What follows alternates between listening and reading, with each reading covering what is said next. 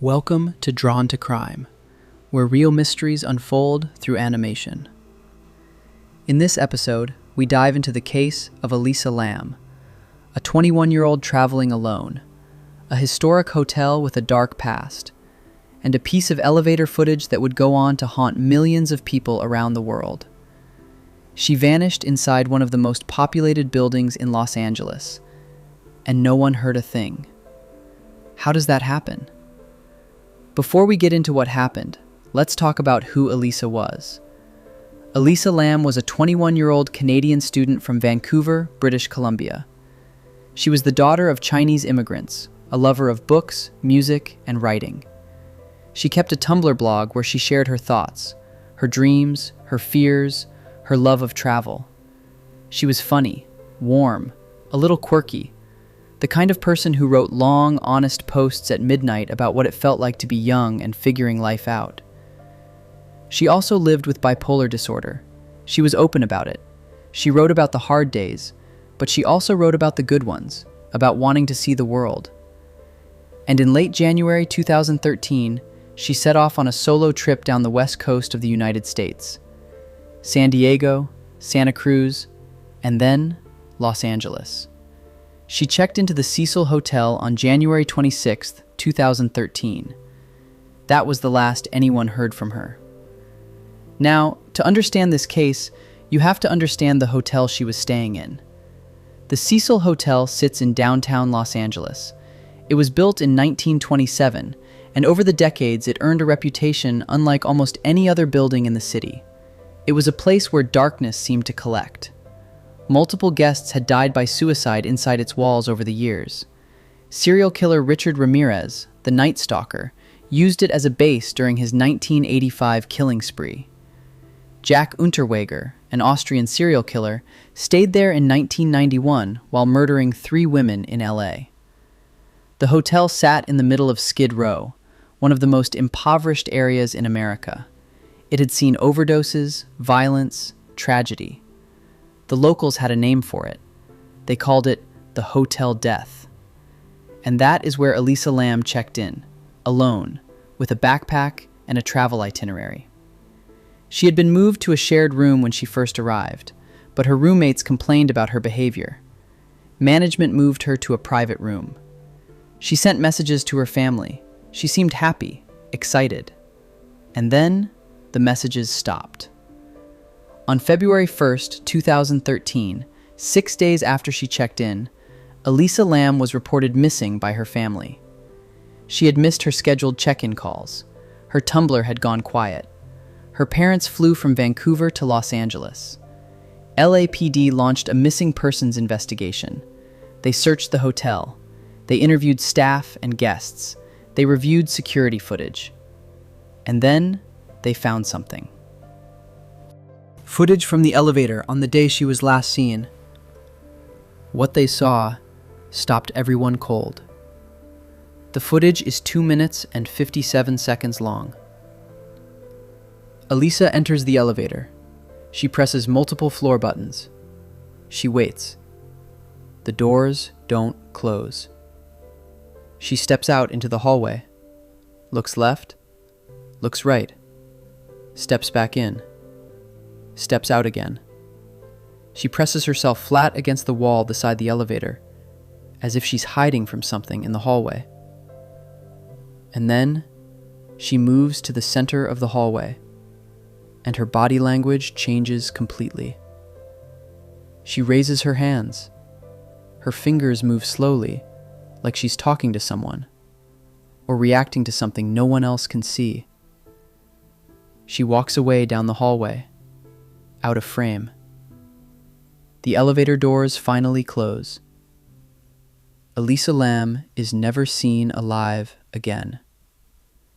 The LAPD released this footage to the public, hoping someone would recognize her or come forward with information. Instead, it went viral. Millions of people watched it, and millions of people couldn't explain it. Why didn't the doors close? Why was she hiding? Who or what was she talking to in that hallway? The internet had theories. a lot of them.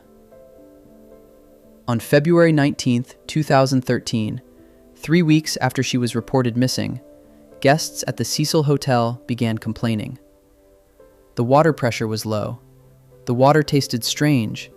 It had an unusual color. Maintenance was called.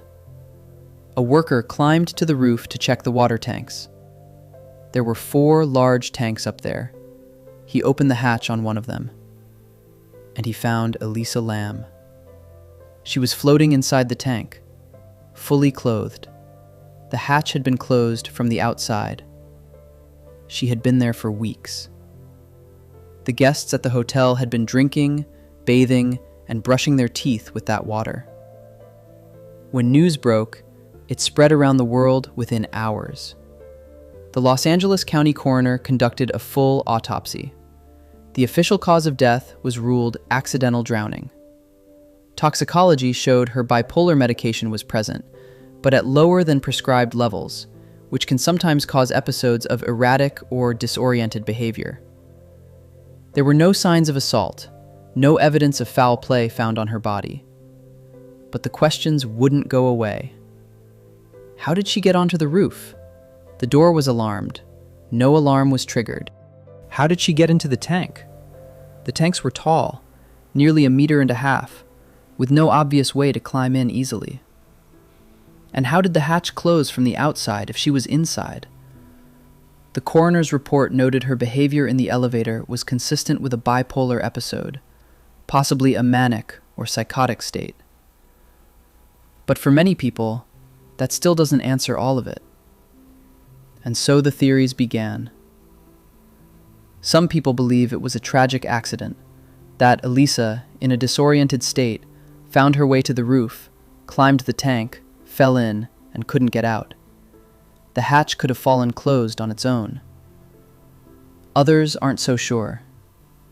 Some pointed to the elevator footage, arguing that the door malfunctioned and her behavior suggested something was deeply wrong, possibly with more to the story. There were darker theories online, some involving foul play, some involving the hotel staff, some going down rabbit holes that were never proven and ultimately went nowhere. There was even a detail that made the internet spiral. Around the same time Elisa went missing, a tuberculosis outbreak occurred in Skid Row. The test used to detect it was called LAM Elisa. Coincidence, but an eerie one. And then there's the hotel itself, a building soaked in tragedy. Some people felt the Cecil had claimed another victim in a long, long line. The most widely accepted explanation remains accidental death. A young woman in a mental health crisis, alone in an unfamiliar city, who met a devastating end.